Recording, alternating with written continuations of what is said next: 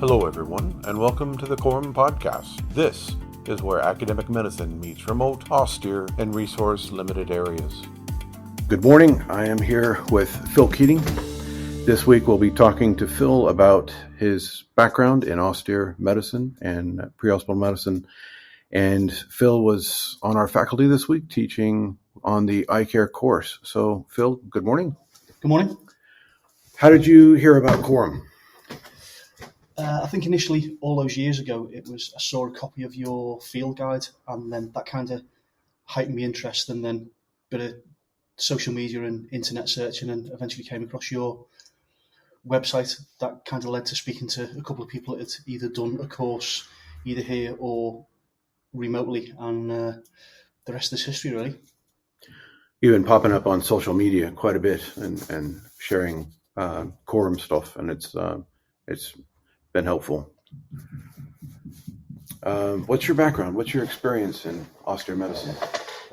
So my day job is as an offshore medic and a commercial diving medic. Spent most of my time recently on offshore wind farms. So during the construction phase of a wind farm, they always have a medic in the field for the construction activities. Big wind farms, you can have up to 600-800 people, 60, 70 vessels, and we're kind of, as we've got into round 4 wind farms now, up to kind of 90, 100 kilometres offshore. We know that the only response that we're going to get from medical help is via, if it's UK, it'll be helicopters. So that's traditionally maybe 60 to 90 minutes. And as we know, that's plenty of time to die. So the idea is that we have someone in the field that can do the mostly therefore kind of traumatic injuries. But as we know, in any austere and remote environment, you tend to do a lot of primary healthcare stuff as well. And because of the wind farms are usually kind of the nacelle, the box part at the top with the generator and gearbox and everything is just kind of 350 feet above the seabed. Then we have to kind of have the technical rope rescue bit as well, because there's no good being able to treat the casualty if you can't get to them and then recover them, because by the time the helicopter comes, you want to have the casualty in a place, usually on our vessel or one of the smaller crew transfer vessels where they can winch directly from the vessel.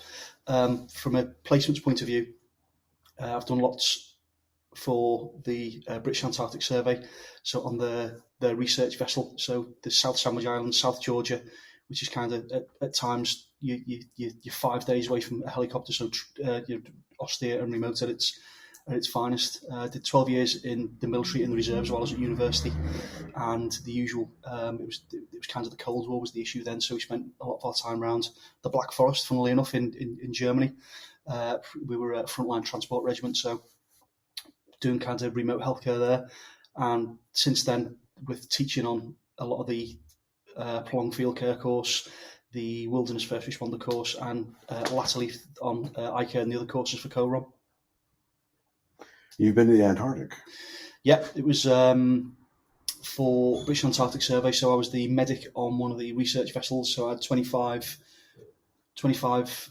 crew and 25 of the British Antarctic Survey staff, who were all mostly PhD students doing their kind of final research. And we spent, it was initially supposed to be a 6-week tour, but I ended up doing 2 tours back to back. So I had two separate kind of lots of scientists, and a lot of their work is around the South Sandwich Islands. So you've kind of got Chile to your left, Australia to the right, and the South Sandwich Islands is in the middle. It's probably one of, if not the remotest places on the planet, and it's just you on a vessel using they use some quite interesting chemicals in their research in the onboard laboratories, and then you've got all the kind of slips, trips and falls. Obviously the concern with temperature. So it was probably the best 12 weeks of my life to be paid to go there. Was not an opportunity that many people get. I don't think you're even allowed to go to the South Sandwich Islands. So to actually be paid to go there and have that experience was really, really good, and it made it better for me coming back and teaching on remote area courses when you've kind of been in that place yourself, and you know that it is literally just you. My back-to-back dock was actually in South Africa, so thousands and thousands of miles away. But with the kind of leap in technology with telemedicine, the monitor that we had video ring scope, remote ultrasound, that would all transmit over the satellite. So although you are on your own, you've got a grown up a couple of thousand miles away, but it did kind of still feel as though it's just you. Luckily, it was mostly kind of primary healthcare stuff. Did a little bit of dentistry, so fillings, and I hate teeth. So I ended up doing 2 or 3 fillings, not on the same person, hasten to add, it did work, just to get them in a state where by the time they got home, because if you kind of 5 days steam away from the Falkland Islands, we can't really justify taking you back up just because you have one of the chef's really nice puddings has pulled out one of your fillings. So it was mostly primary healthcare stuff. And I ran a kind of healthy person's clinic, we'll call it. So doing blood pressure of a morning and trying to kind of challenge them with a combination of their diet and exercise to kind of see from the start of 6 weeks to the end of 6 weeks if they could actually change anything. So that was kind of quite well received. They also ended up doing a lot of first aid training for them. So initially it was the crew that, as part of their kind of STCW requirements, they need to have a refresher every now and again. The ship's captain and a couple of the first officers also do the ship's captain's medical course. But as it turned out, since they'd done their course, they thankfully kind of touch wood not had to see a patient, but they'd only ever cannulated an orange, and they'd never actually done it since they'd left the school several years previously. So I had them cannulate me and just let them. We did some suturing on a banana, I think it was. So just to kind of hone their skills as well, because with the thought in the back of my mind that if something happens to me while I'm out there, then it's you. It's me that they're going to have to be helping me. The hospital bay on the ship was really well equipped. Essentially the same as you'd have in the back of any UK ambulance from kind of trauma kit point of view. Also at the thought of where we were going, because we were kind of below 60 degrees, then there was the hospital was the only room on the entire vessel that had a bath. Even the skipper's room didn't have a bath. So for rewarming and stuff. So obviously I had to test that a couple of times just to make sure it worked. Yeah, with the bubbles, right? Absolutely, yeah, with the bubbles. We had a bear hugger, a full spectrum of drugs kept in the any of the control drugs kept up in the captain's safe. So initially on arrival, having to do an inventory to make sure that everything that we should have had, we did have, and anything that was out of date, replacing and changing in the Falkland Islands before we left for our journey. And then after the 6 weeks, when we came back to the Falklands to change scientists, then anything that we'd use kind of replenishing it. But luckily, we only got to use basic things, a bag of fluid, lots of strepsils seem to be a thing. Lots of people kind of nagging kind of throat complaints, but luckily nothing too serious. We ended up getting involved in an evacuation from one of the islands, but luckily that all turned out well. So it was definitely an interesting experience. So what was your evac plan, medevac for casualties? So if we were out in the South Sandwich Islands or South Georgia, any of that region, you're kind of 5 days away from a helicopter. So the plan was to steam back towards the Falklands, in which time usually a military helicopter would have left the Falkland Islands and kind of met us out halfway, and they'd have winched our casualty from our vessel. So we had lots and lots of drills. We did lots of stretcher drills with the crew. The first aid party were essentially the chefs and the kitchen staff. They really embraced it. They kind of got it that actually we are out in the middle of nowhere. The water is super cold. We're going to be a long way away, so it's in our interest to be able to kind of help the medics. Actually, it might be one of us. So a lot of them had never done defib training before, so I did the whole British Heart Foundation first person on scene kind of course with every single member of staff. I did the Stop the Bleed course with every single member of staff. So they kind of left with not only a bit more of an appreciation of, yes, it can go wrong very quickly, but actually by doing the basics really, really well, actually they can do something about it. Because if you're 5 days away, that's, we know that, 4 to 6 minutes is enough time to die. So if you've got that whole 5-day transit, at least if you can do something, and doing the basics well, as we know from all the data, is actually the bit that makes a difference. And having that exposure to being in such a remote place when you come back and you're teaching on courses, because you can kind of relate it for your students, where you can give examples of, and actually most of it comes down to the planning, because the time to be looking for your closest Western equivalent hospital isn't kind of when it's gone wrong. You should be kind of have that plan in place, and as you're transiting through the various evolutions of your cruise, as they call it, then if it goes wrong here, this is the plan, this is the hospital we're going to, this is who I need to speak to, and kind of being sort of ahead of the curve on the plan without having to kind of start getting the plan out when you've got somebody really, really ill or injured in front of you. So I think it's definitely made me a better instructor on the course as well, because you've had that exposure to possibly, in my opinion, one of the remotest places on the planet, and it kind of it makes it better for your students as well, because you can kind of get over to them just how important it is that their role is, and also the preventative thing. Make sure that everyone does know how to do a basic airway manoeuvre. Everyone can stop a bleed by simple direct pressure. Everyone can apply a tourniquet, that kind of thing. So in that location, the closest people are on the International Space Station, isn't that right? Yeah, at some stages when you're kind of out by the South Sandwich Islands themselves, it's the closest inhabitants are on the International Space Station. It'd probably be cheaper and easier to get you back from there, apparently. So yeah, that's a comforting thought when it's just you sat on a vessel bobbing around in a kind of 4-7, 4-8, having to try to treat people.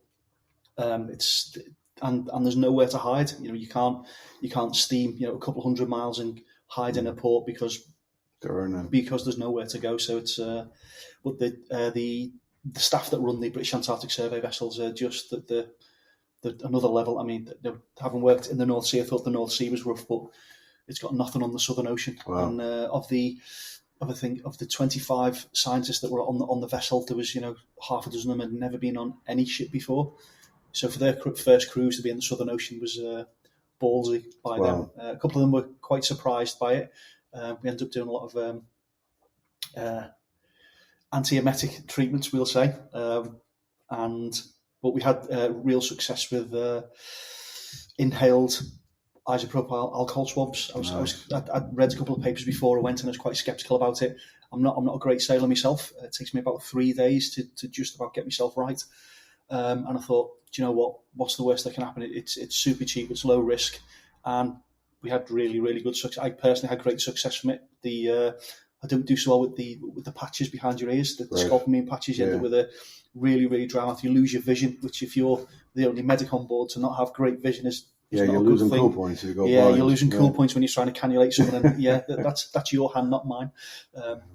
Wow. Yeah, so we've had the chance to do, because I did get a lot of downtime, to do an awful lot of kind of reading as well around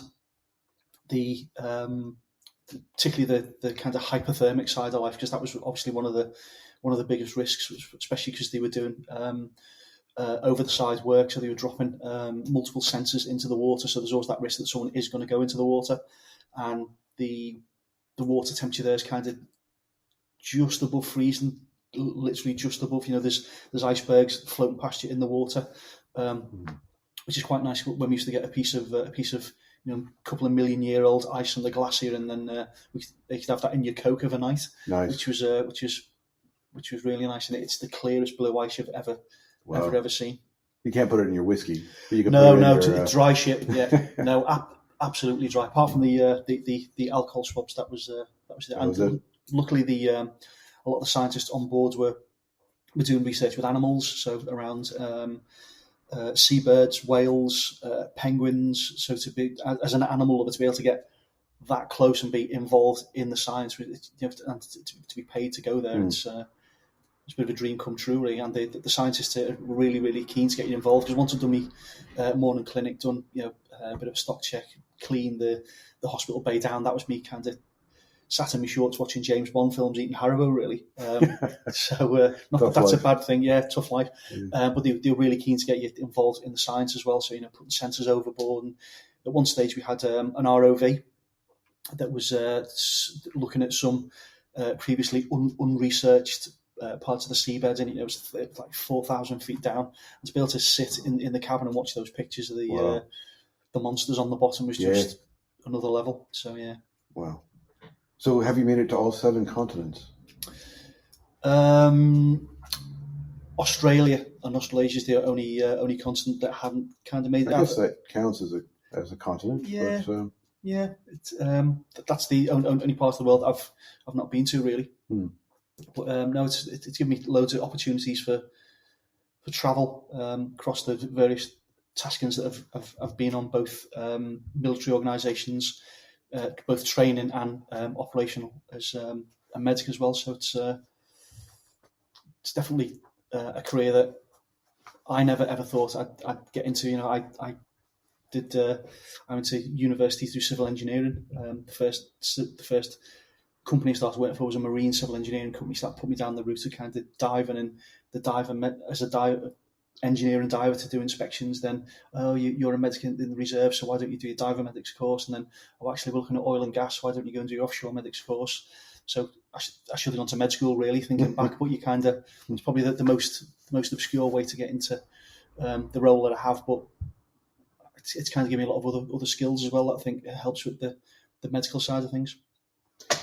So we definitely used your medical skills this week. You joined our faculty in teaching on the ICARE course. Can you discuss your experience this week with teaching on the course? Yeah, so the guys and girls that were on the course had previously done the online training, so they kind of come prepared, and a lot of them were on the master's course as well. So some really, really strong clinicians and strong personalities as well. The good thing about that is that they all brought their own experiences as well. So we had, a kind of family healthcare doc that kind of, when we're talking about assessing an abdomen from a kind of ICU point of view, then we've got his experiences as well. So it was really good. So the idea behind the kind of practical week is that it needs to be practical. So we'd start the morning with a kind of brain warm up. So offer maybe an ultrasound scan, or a patient that has been received into your clinic, and they kind of offer an opinion on what they think it is, the differential diagnosis, give them some more information. Then we'd break up into scenarios, so we'd have a patient on the table, and then between the 3 faculty we had a scenario each, and then we kind of rotate round, and that all culminated in the kind of outdoor scenarios where we had everything from kind of post-earthquake kind of crit care, where we had 3 severely injured casualties, and they were all assessed, rescued, treated initially, then into the back of an ambulance for what was essentially a kind of ICU level transfer, and then into a kind of impromptu warehouse unit, as happens in an earthquake. It wasn't a clinic as such, but they kind of made it a clinic. So really, really good to see that over the kind of 5 days, the kind of step change that we had from initially, where they were kind of not a team, they were kind of 6 individuals, but by the end of the last day on the scenarios, you think that they kind of work together all of their life. If you bear in mind that this isn't a bag that they're used to, several different countries, so several different kind of SOPs and standards between them, but to see them go from kind of 6 individuals to a really good team, and it was a different person in charge each time, was really, really good. And doing things, ultrasound, vents, the labs, so had them doing staining and using microscopes, improvised centrifuges for doing hemocrit, and all kinds of austere things that you can do when you haven't got the luxury of being in a commercial lab, but it's still things that we can do. So we're recording this in Malta, and you have vast experiences in Malta. What have you done here in the past? So I've previously been here for a couple of times working with the fire and civil defence. So they got us to come over and have a look at the systems for technical rescue, so rope rescue. And we spent 3 weeks in various locations all over the island, kind of doing them on the International Technical Rescue Association Level 3 rope rescue course. So we ended up training up some to be rope rescue supervisors, but we trained everyone to be a rope rescue operator. They have a particular kind of issue around Malta. They have an awful lot of sea cliffs. So the Fire and Rescue Service, or Fire and Civil Defence as they're called, they kind of get involved in a lot of the rescues. Where we brought them over some ultra-modern kind of latest up-to-date equipment, and we kind of brought them some new techniques as well. We kind of try to emphasise that it's no good rescuing somebody if you don't do the med element first as well. The two kind of should go hand in hand. So are you a true rescuer if you can't access the person, treat and stabilise them, recover them, and then get them onto further care that brings its own issues when the transport system is kind of heavily trafficked at times. So you've got long transfer times from point of rescue to a place of definitive care, especially if you want on one of the outlying islands like Gozo or Camino, where they have an awful lot of tourists. They have an awful lot of suicides from sea cliffs as well, and they're the kind of first point of contact for carrying out rescues and recovery. So I've kind of seen both sides of Malta, from the technical rescue side of things and now from the medical side of things. But it's a place I've been coming ever since I was a kid, and as a diver I've been coming here for many years. It's a beautiful part of the world, so to be able to have the chance to come and teach on courses in Malta, it's like it's almost as good as going to Antarctica. It's like Antarctica with sun. Yeah, Antarctica with sun. Yeah. Although it's just started raining today, which is I've never seen rain in Malta before. So yeah.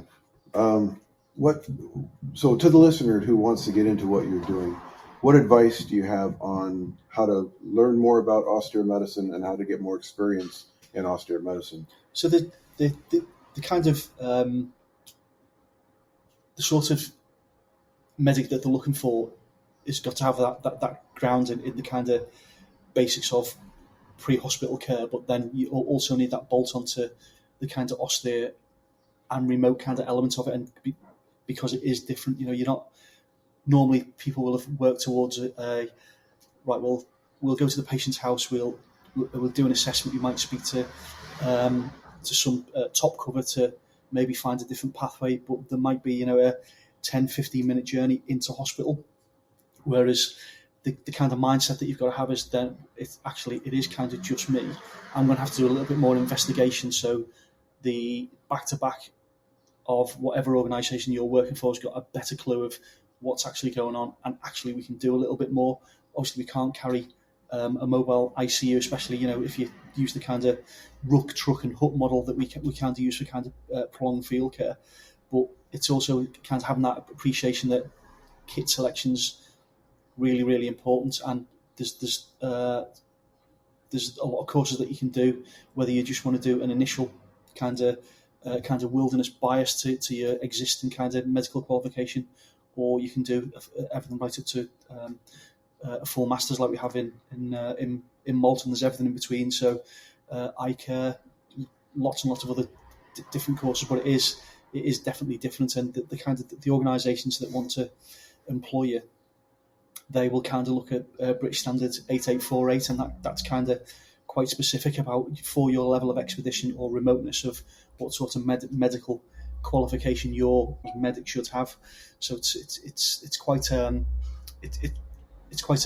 robust system, and there are many courses out there that will kind of tick that box to get you where, according to the British standard for medical cover for everything from mineral exploration to expeditions for younger people to scientific research, it'll kind of put you down the right path. Appreciate that input.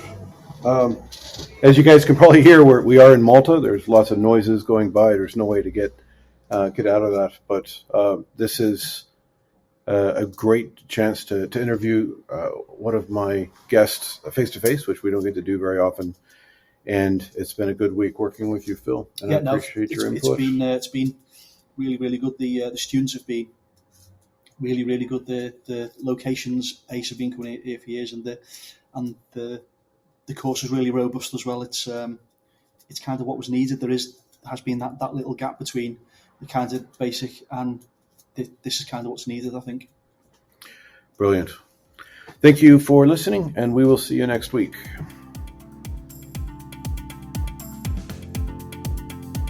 This has been a presentation from the College of Remote and Offshore Medicine Foundation.